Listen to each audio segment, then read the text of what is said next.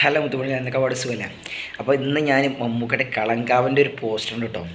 ഞെട്ടിച്ചു പറഞ്ഞാൽ ഫസ്റ്റ് ലുക്കും സെക്കൻഡ് ലുക്കൊക്കെ ഇറങ്ങിയതിനേക്കാൾ ഒരുപാട് മുകളിൽ അദ്ദേഹത്തിൻ്റെ ആ ക്യാരക്ടറിൻ്റെ പീക്ക് എന്താണ് ആ ഒരൊറ്റ പോസ്റ്റർ. ഒരു സിഗരറ്റും വലിച്ചുകൊണ്ട് ഇങ്ങനെ നിൽക്കുന്ന ഒരു സീനാണ്. ആ സീനിൽ തന്നെ അതിൻ്റെ ബാക്ക് ഡ്രോപ്പ് ശ്രദ്ധിച്ചാൽ മനസ്സിലാവും ആ സിനിമയുടെ പോസ്റ്ററിൻ്റെ പ്രത്യേകത എന്താണ്. നമ്മൾ ആദ്യം നോട്ട് ചെയ്യുക പുള്ളിയുടെ ആ ഒരു ഫേസ്, ഒരു നിൽക്കുന്ന ആ ഒരു ബാക്ക്ഗ്രൗണ്ടും കാര്യങ്ങളാണ്. പക്ഷേ അതിൻ്റെ പിന്നിൽ ഒരു സ്ത്രീ ഇങ്ങനെ കിടക്കുന്നുണ്ട്. ആ സ്ത്രീ അത് കണ്ടാൽ തന്നെ നമുക്കറിയാം ആ സ്ത്രീ റേപ്പഡാണ്.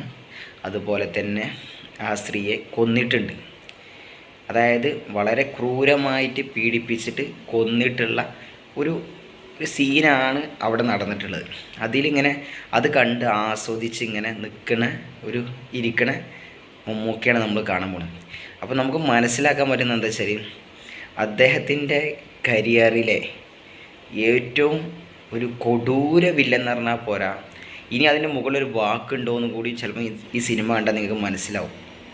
അതിന് മുകളിൽ പറയാനുണ്ടാവുമോ എന്ന് നമുക്ക് ചിലപ്പോൾ ഡൗട്ട് തോന്നും. കാരണം ആ ഒരു രീതിയിലുള്ള ഒരു ക്യാരക്ടറാണ് ഇതിൽ പുള്ളി ചെയ്യണം. നവംബർ 27-നാണ് റിലീസ്. ആരും വെയിറ്റ് ചെയ്യേണ്ട. കാരണം ഇത് പ്രത്യേകിച്ച് ഇതിൻ്റെ ട്രെയിലർ നമുക്ക് 14-ാം തീയതി അതിൻ്റെ നമ്മുടെ ഗാന്ധിയുടെ തിയേറ്ററിൽ റിലീസിനൊപ്പം ഉണ്ടാവും.